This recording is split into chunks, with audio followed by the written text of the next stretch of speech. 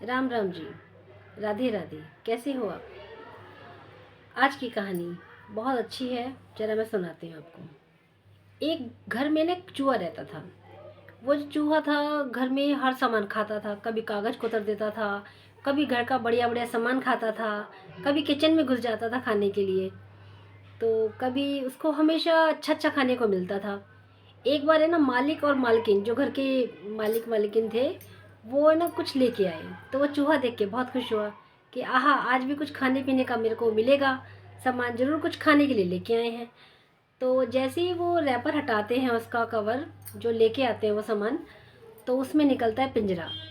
तो पिंजरे को देख के वो चूहा घबरा जाता है कि ओहो, ये तो मेरा इंतजाम हो रहा है, मतलब मेरे को कैद करने की साजिश की जा रही है।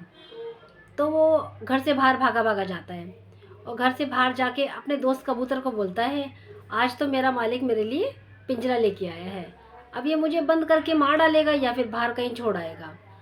तो कबूतर कहता है, तो मैं क्या करूँ, इसमें तो तेरी ही गलती है। अब तू भुगत, तू उनका सामान ख़राब करता है, तो मैं तेरी सहायता कुछ नहीं कर सकता, सॉरी। तो फिर वो घबरा जाता है चूहा कि अब मैं क्या करूँ। फिर वो भाग के मुर्गे के पास जाता है। उसका दूसरा दोस्त होता है, उसके पास जाता है कि भाई अब मेरे मैं क्या करूँ, मेरे लिए तो पिंजरा आ गया इस घर में, अब मेरे खाने पीने का इंतज़ाम ख़त्म होने वाला है। तो मुर्गा कहता है, भाई ये तो तेरी गलती है, अब हम तो कुछ नहीं कर सकते, अब तूने समस्या शुरू की है तो तू ही संभाल, हम क्या करें। तो वो घबरा जाता है फिर से चूहा। वो तीसरे दोस्त के पास जाता है। उसका तीसरा दोस्त होता है बकरा। वो उसके पास जाता है। तो बकरे से कहता है कि मैं क्या करूं भाई, मेरे तो अब खाने पीने के दिन ख़त्म होने वाले, मेरे लिए पिंजरा आ गया घर में, अब मैं तो फंस जाऊंगा। बकरा भी हंसता है। वो कहता है, भाई तेरी करनी तुझे मुबारक, मैं तो कुछ कर नहीं सकता, सॉरी। तो वो है ना दुखी होके घर आ जाता है और वो किसी कोने में जाके दुपक के बैठ जाता है। कुछ दिन में क्या होता है कि वो जो मालकिन होती है बीमार पड़ जाती है। वो पिंजरे में तो रहता नहीं है, वो जाता नहीं है, वो सावधान रहता है कि मैं पिंजरे में ना फंसूं। तो कुछ दिन के बाद जो उसकी मालकिन होती है, जो उसे खाना पीना देती है या किचन संभालती है, वो बीमार हो जाती है। तो वैद्य को या डॉक्टर को बुलाया जाता है। तो वैद्य कहता है कि क्या कहता है वैद्य कहता है कि कबूतर का जूस लेके आओ, मतलब उसका जो कुछ होता होगा वो लेके आओ।